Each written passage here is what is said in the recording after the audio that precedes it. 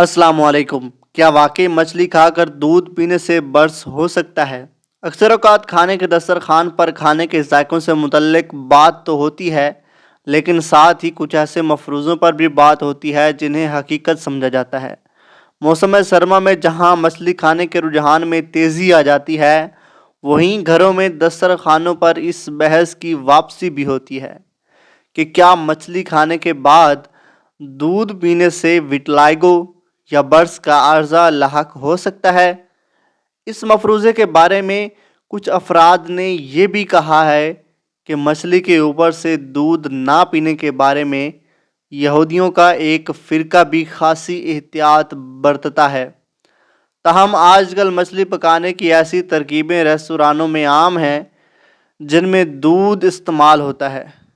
Dermatologist माहिर अमराज जिल्द doctor Urmila Javed ने बताया कि ये एक मफरूज़ा है।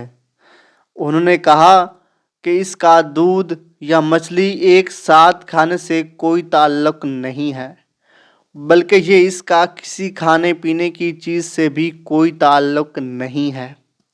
डॉक्टर अर्मिला का कहना था कि ये एक ऑटो इम्यून बीमारी है, यानी आपका मुदाफ़ती निज़ाम खुद से ही मेलानिन जल्द को रंगत देने वाले खुलिये के ख़िलाफ़ एंटीबॉडीज़ बनाने लग जाता है, जिसके बायस जिस जगह वो एंटीबॉडीज़ हमला करती हैं वहाँ से मेलानिन ख़त्म हो जाते हैं, जो हमारी जल्द पर वाज़े दिखाई देता है। तिब्बी एतबार से इसकी वजह यह है। इस बारे में बात करते हुए माहिर ग़िज़ाइयत डॉक्टर ज़ैनब का कहना था कि हमारे यहाँ ये मफरूज़ा ज़रूर है, लेकिन इसकी साइंसी बुनियाद नहीं है।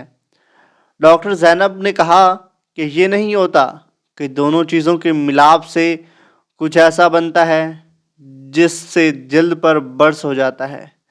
तो उम्मीद है कि आपका ये जो वहम है ये अब क्लियर हो चुका होगा, और अगर वीडियो पसंद आई हो तो वीडियो को लाइक और चैनल को सब्सक्राइब ज़रूर करिएगा। मिलेंगे नेक्स्ट वीडियो में, तब तक अपना बहुत सारा ख्याल रखिएगा। अल्लाह हाफ़िज़।